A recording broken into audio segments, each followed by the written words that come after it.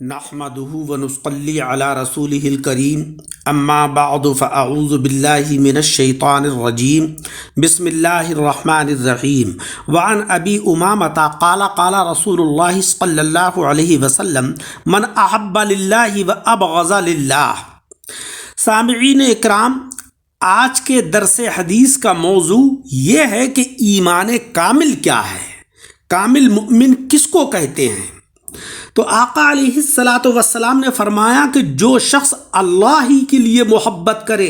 اور اللہ ہی کے لیے بغض و عداوت رکھے اور اللہ ہی کے لیے خرچ کرے اور اللہ ہی کے لیے خرچ نہ کرے تو یقیناً اس نے ایمان کو کامل کر لیا۔ اور ترمذی نے اس روایت کو حضرت معاذ بن انس رضی اللہ تعالیٰ عنہ سے کسی قدر تقدیم و تاخیر کے ساتھ نقل کیا ہے، جس کے آخری الفاظ یہ ہیں تو یقیناً اس نے اپنے ایمان کو کامل بنا لیا۔ مطلب یہ ہے کہ بندہ جو کام بھی کرے محض اللہ کی خوشنودی اور اس کی رضا حاصل کرنے کے لیے کرے، اس کا کوئی بھی فعل و عمل کسی غرض فاسد، جذبہ نام و نمود اور نمائش اور ریا کے تحت نہ ہو۔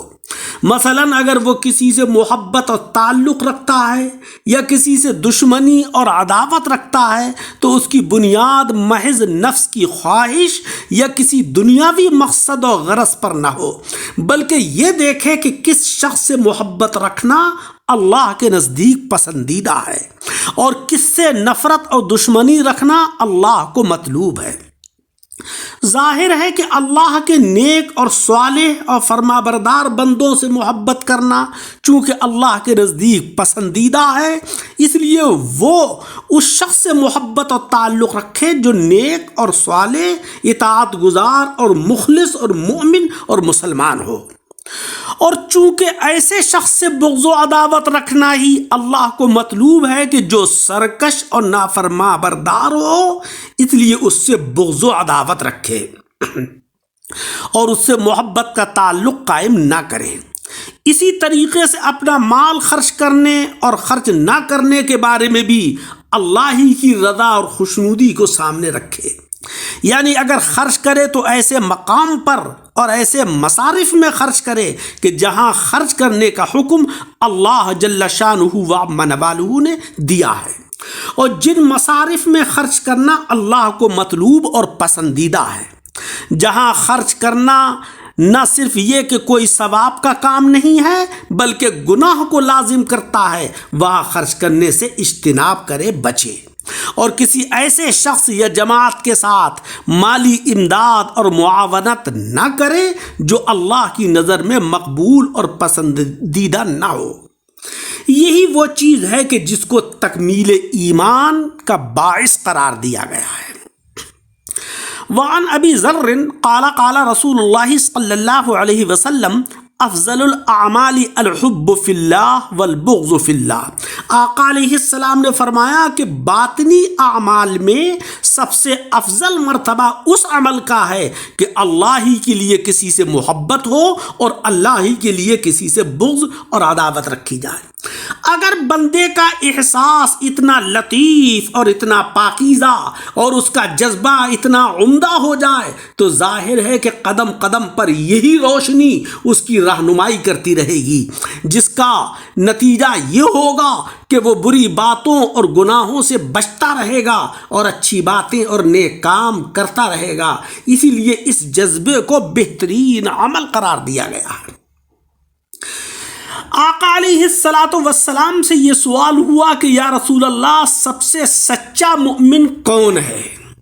تو پیارے آقا علیہ الصلاۃ والسلام نے فرمایا کہ کامل اور سچا مسلمان وہ ہے کہ جس کے ہاتھ اور زبان کی ایذا سے مسلمان محفوظ رہے، اور پکا اور سچا مؤمن وہ ہے کہ جس سے لوگ اپنی جان اور اپنے مال کو محفوظ سمجھیں۔ یہ بات تو ترمذی اور نسائی نے نقل کی ہے، اور شعب الایمان میں بہقی نے فضالہ سے روایت نقل کی ہے، اس میں یہ الفاظ ہیں کہ والمجاہد من جاہد نفسہ فی طاعت اللہ والمہاجر من ہجر الخطایا والذنوب۔ مجاہد حقیقی وہ ہے کہ جس نے اللہ کی اطاعت اور عبادت میں اپنے نفس سے جہاد کیا، اور اصل مہاجر وہ ہے کہ جس نے تمام چھوٹے اور بڑے گناہوں کو چھوڑ دیا، ترک کر لیا۔ صحیح معنی میں مومن وہی ہے کہ جس کا وجود مخلوق خدا کے لیے باعث اطمینان اور راحت ہو، لوگوں کو اس پر پورا اعتماد اور بھروسہ ہو، اس کی امانت اور دیانت، عدالت و صداقت اور اخلاق اور پاکیزگی اس طرح نمایاں ہو کہ نہ تو کسی کو اپنے مال کے ہڑپ کر لیے جانے کا خوف ہو اور نہ کسی کو اس کی طرف سے اپنی جان اور آبرو کے نقصان کا خدشہ ہو،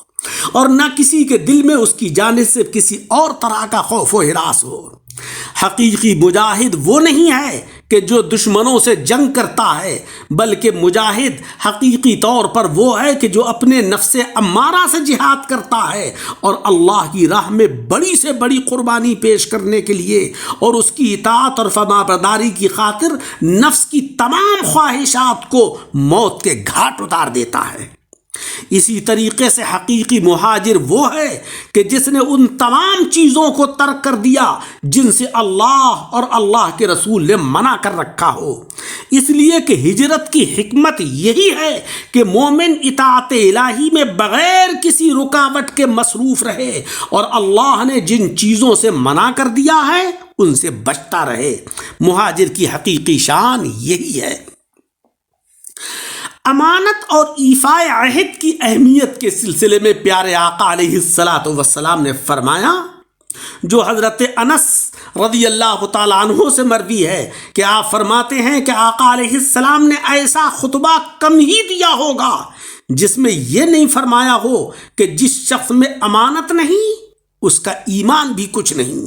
اور جس میں ایفائے عہد نہیں اس کا دین بھی کچھ نہیں۔ یعنی آپ کے ہر خطبے کے اندر یہ دو چیزیں حصہ رہی ہیں اس خطبے کا، یعنی امانت داری اور وعدے کو پورا کرنا۔ امانت اور دیانت اور ایفائے عہد وہ اعلیٰ اوصاف ہیں کہ جن کا ہر مسلمان اور مومن میں ہونا ضروری ہے۔ ان اوصاف کی اہمیت کا اندازہ اس حدیث سے ہوتا ہے کہ پیارے آقا علیہ السلام جب بھی واعظ و نصیحت فرماتے تھے یا خطبہ دیا کرتے تھے تو امانت و دیانت اور ایفائے عہد کے بارے میں ضرور تاکید فرمایا کرتے تھے۔ امانت اور دیانت یعنی جو امانت کسی کے پاس رکھی جائے وہ اس میں خیانت نہ کرے۔ ایفائے عہد کا مطلب ہے کہ جس سے کوئی وعدہ کر لے تو اس وعدے کو وہ پورا کرے۔ اس لیے کہ مومن کی فطرت ہی امانت و دیانت کے سانچے میں ڈھلی ہوئی ہے۔ اس کے اندر ان اوصاف کے جوہر فطری طور پر ہوتے ہیں جو زندگی کے ہر موڑ پر نیکی اور بھلائی کی طرف رہنمائی کرتے ہیں۔ اسی طرح ایفائے عہد بھی فطرت سلیم اور ایمان کا خاصہ ہے۔ اسی لیے فرمایا گیا کہ جس شخص کے اندر یہ اوصاف نہیں ہوں گے یعنی امانت داری اور ایفائے عہد، وہ دین اور ایمان کی حقیقی لذت سے بھی لطف اندوز نہیں ہو سکے گا۔ اس حدیث کا مطلب ہرگز یہ نہیں ہے کہ اس کا ایمان بالکل ہی ختم ہو جائے گا، بلکہ ان اوصاف کی اہمیت اور عظمت کی بنا پر مبالغے سے کام لیا گیا اور تاکیداً اس طرح فرمایا گیا تاکہ ان کی اہمیت دلوں میں بیٹھ جائے۔ لیکن بدقسمتی سے آج ہم سب سے بڑے خائن اور سب سے بڑے وعدہ خلاف بنے ہوئے ہیں کہ جس امت کی تعلیم یہ ہے، آقا علیہ السلام کا ہر خطبہ